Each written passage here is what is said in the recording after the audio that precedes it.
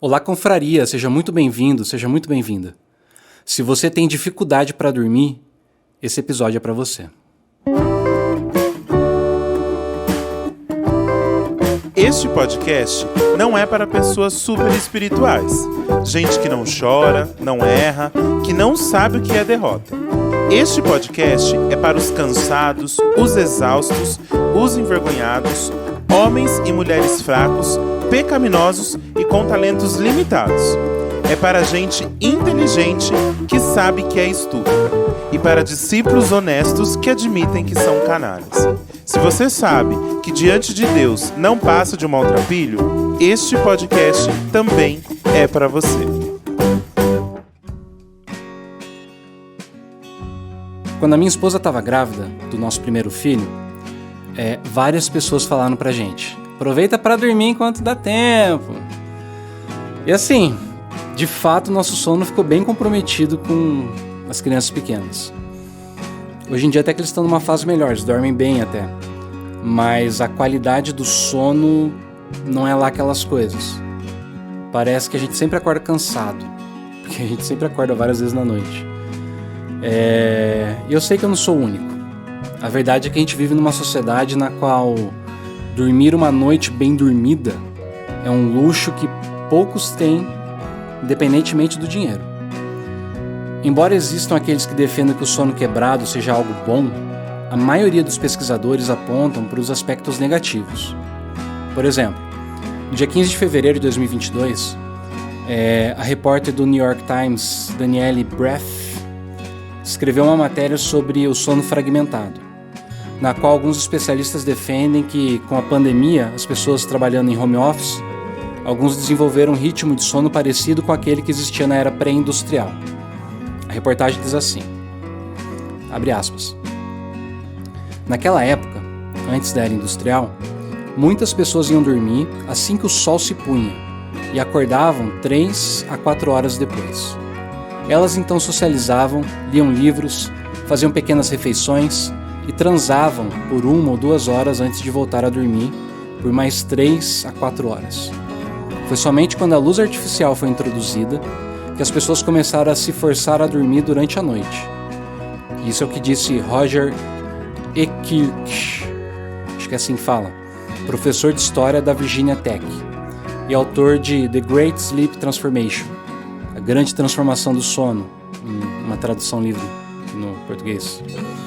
Esse professor, que estudou o sono segmentado nos últimos 35 anos, diz que há mais de 2.000 referências ao tema em fontes literárias.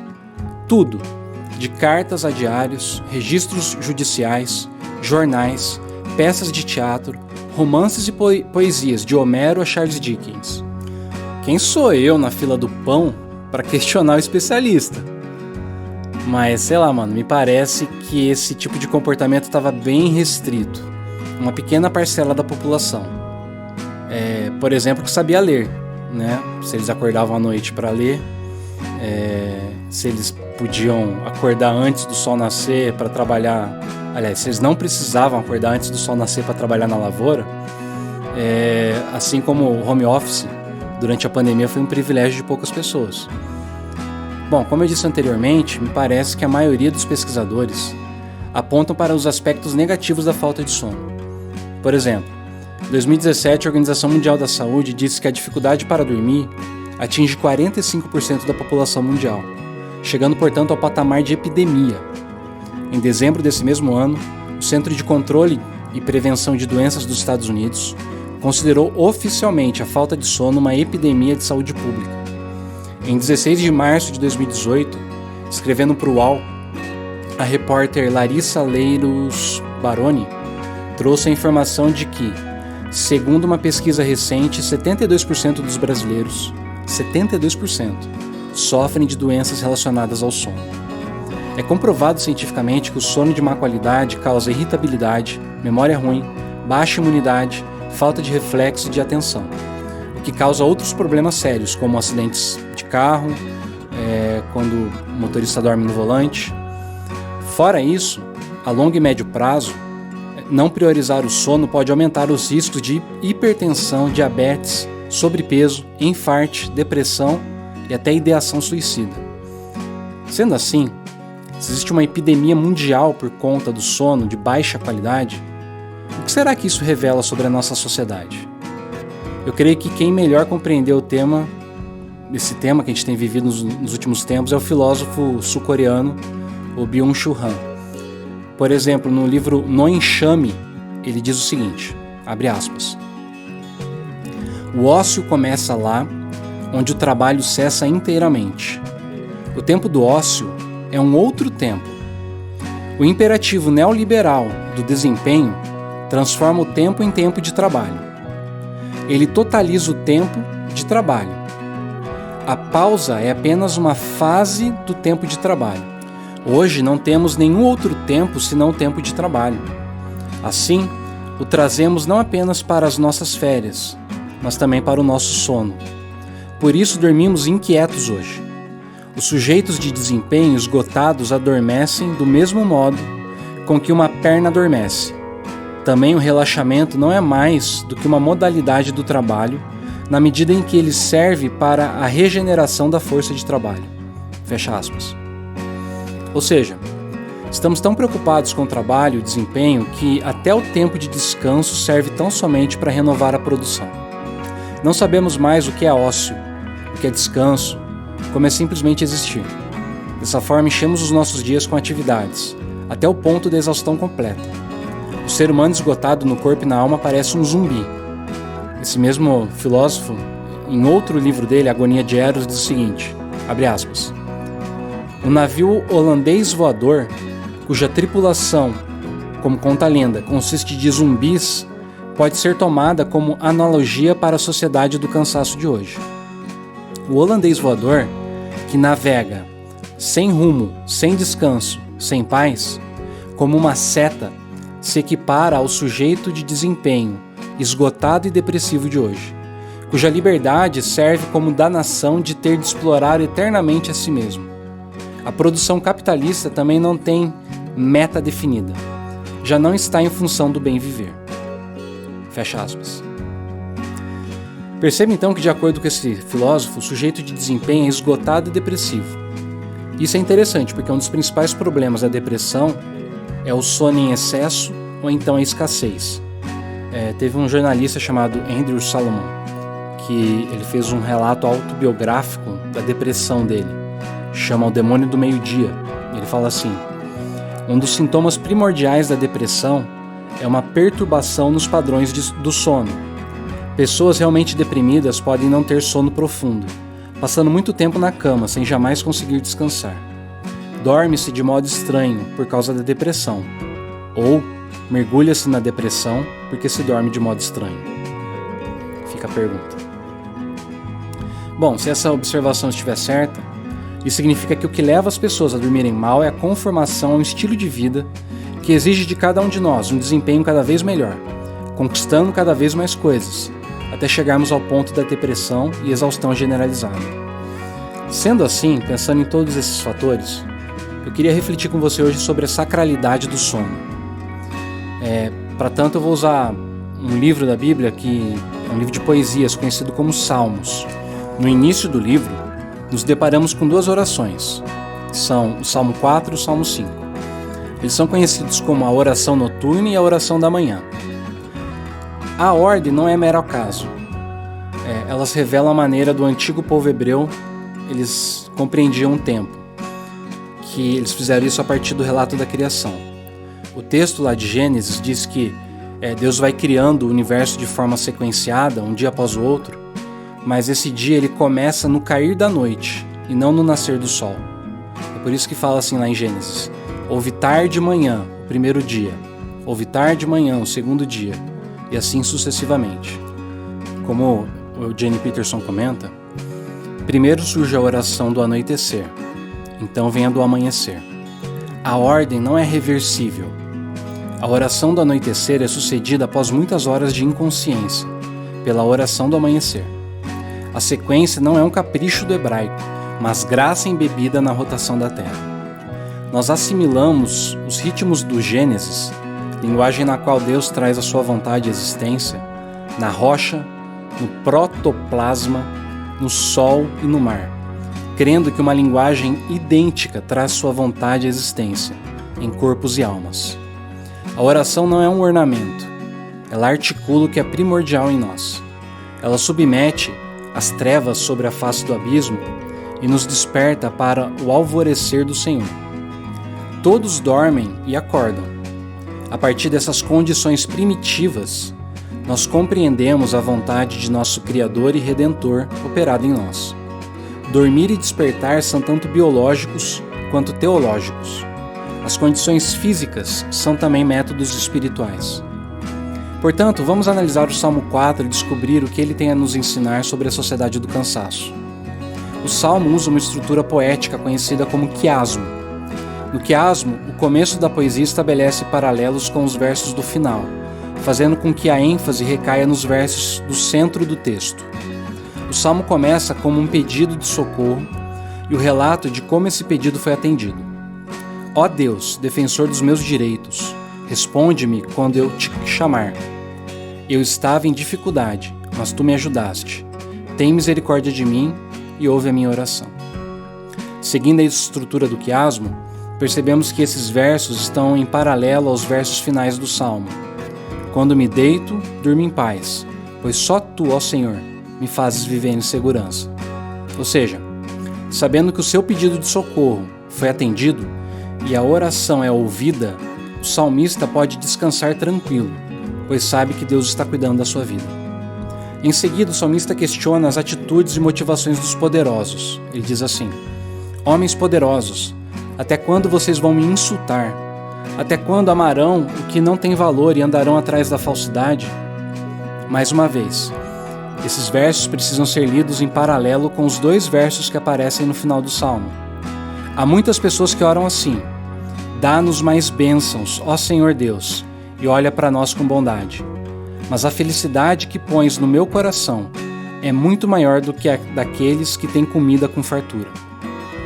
Quando analisamos esses versos nos quais o salmista diz que, mesmo não tendo a mesma abundância de coisas que os poderosos, sua felicidade é maior do que aqueles que usam Deus para satisfazer seus sonhos, percebemos que a prática do bullying, do espírito consumista, são tão antigos quanto a humanidade. No centro do Salmo reside a ênfase da ação.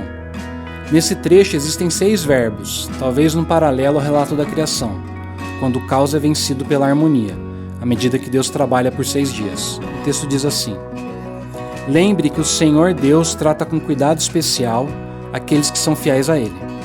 O Senhor me ouve quando eu o chamo. Tremam de medo e parem de pecar. Sozinhos e quietos nos seus quartos, examinem a sua própria consciência. Ofereçam sacrifícios como o Senhor exige e ponham a sua confiança nele. Eu quero citar mais uma vez o Eugene Peterson. Ele diz assim: o centro da oração é definido. 6 verbos emparelhados nos movem da autoafirmação, na qual colocamos as nossas vontades vãs sobre as pessoas e as circunstâncias que nos rodeiam, agindo como se fôssemos os dirigentes do universo, para uma obediência fiel, que age como se Deus estivesse na direção e que se submete a ser o tipo de pessoa a quem Ele comanda. É nesse trabalhar de Deus que vemos a restauração do ritmo da graça que nos permite, por fim, entrarmos em seu descanso.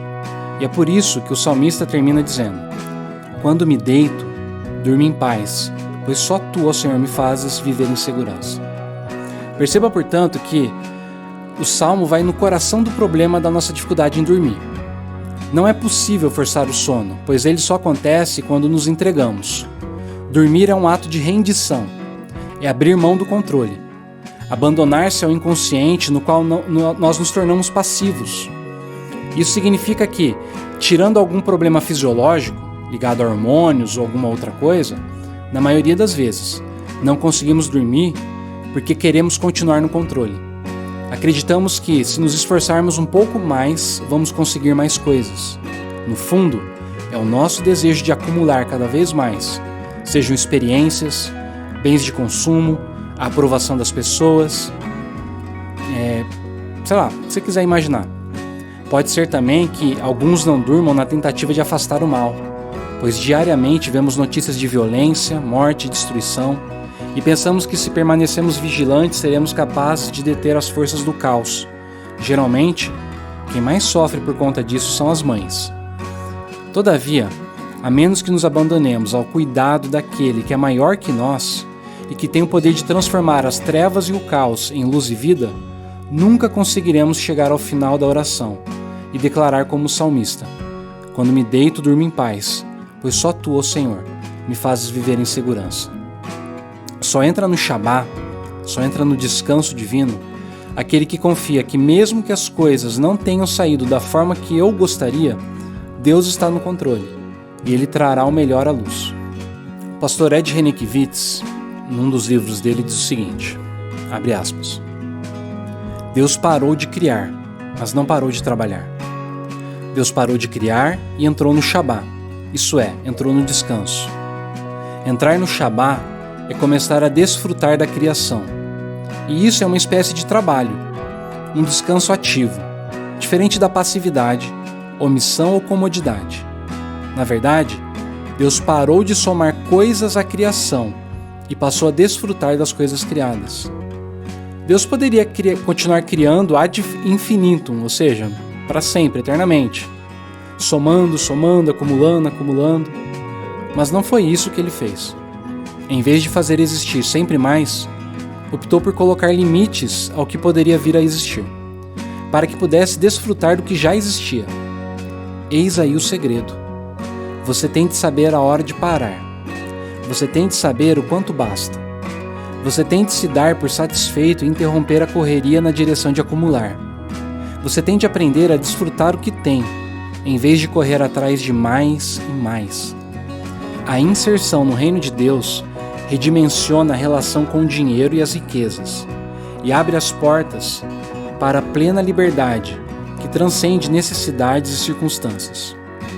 Somente quando vivemos no reino de Deus, estamos livres da ansiedade de ter, possuir e acumular. Em outras palavras, quando entramos no reino de Deus, entramos também no Shabá, o descanso ativo, no qual o que temos pode não ser tudo, mas sempre será o suficiente. Eu sei que não é fácil e nem simples exercer esse tipo de confiança. Na verdade, esse é um exercício bem difícil. A menos que você saiba que o poder para confiar em Deus vem de outro lugar diferente da nossa própria força, você vai acabar sobrecarregado pela pressão de exercer essa confiança. E isso também é religiosidade e idolatria. Diante disso, então, surge a pergunta: afinal de contas, como é que a gente pode confiar em Deus dessa forma? Na verdade, você não pode. Você não consegue. Eu não consigo. Ninguém consegue. Mas existiu um homem que foi capaz de exercer esse tipo de confiança. E por fim entrou no descanso divino. Bem no centro do Salmo, onde está a ênfase principal, nós lemos a seguinte frase: Lembrem que o Senhor Deus trata com cuidado especial aqueles que são fiéis a Ele. O Senhor me ouve quando eu o chamo. Sabemos que esse é um salmo atribuído a Davi, como se fosse ele quem estivesse falando. E sabemos que apenas um descendente de Davi foi realmente fiel, a ponto de merecer ser ouvido ao invocar Deus. Jesus é o descendente de Davi, que tinha o direito de invocar a Deus e ser respondido por ele. No entanto, no momento que ele mais precisou, quando ele invocou a Deus, não encontrou nada a não ser silêncio e abandono. Deus meu, por que me desamparaste? Se Jesus era fiel, por que não foi socorrido? Sabe de uma coisa? Isso aconteceu a Jesus porque no momento que ele morria na cruz, ele se tornou o sacrifício que o Senhor exige, como diz a frase lá do Salmo. Ele se sacrificou em nosso lugar, mesmo sendo fiel, e pagou o preço do abandono que nós merecemos, para que nós possamos ter a certeza de que Deus nos ouvirá quando clamarmos. Você pode confiar de que será atendido, porque é a vida de Jesus entregue em seu lugar que Deus leva em conta. E a convicção daquilo que Jesus fez por você que lhe permite entregar-se aos cuidados divinos. Isso também possibilita você desistir de querer controlar tudo o tempo todo e desfrutar do descanso vivificador de Deus. Se você tem tido problemas para dormir, na internet é muito fácil você achar várias dicas, recomendações para poder criar uma rotina de sono. Você vai desacelerar tua vida antes de ir para a cama, e deixar de lado alguns estimuladores, né, como celular, café, sei lá, esse tipo de coisa. Mas o que eu queria te sugerir para você hoje é que, para completar essa preparação do sono, você lesse o Salmo 4. Leia em voz audível e se aproprie das palavras do Salmo, como se fossem suas próprias palavras, a sua própria oração. Depois, lembre-se de que Jesus cumpriu o Salmo no seu lugar e descanse confiante na graça de Deus. Minha oração é para que você desfrute do descanso divino e assim tenha uma vida satisfatória. Que Deus lhe abençoe e até a próxima.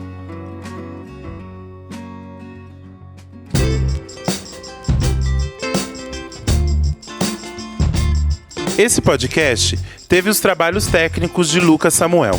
Para mais conteúdos, siga as nossas redes sociais, no Instagram, Facebook e no YouTube. Até a próxima!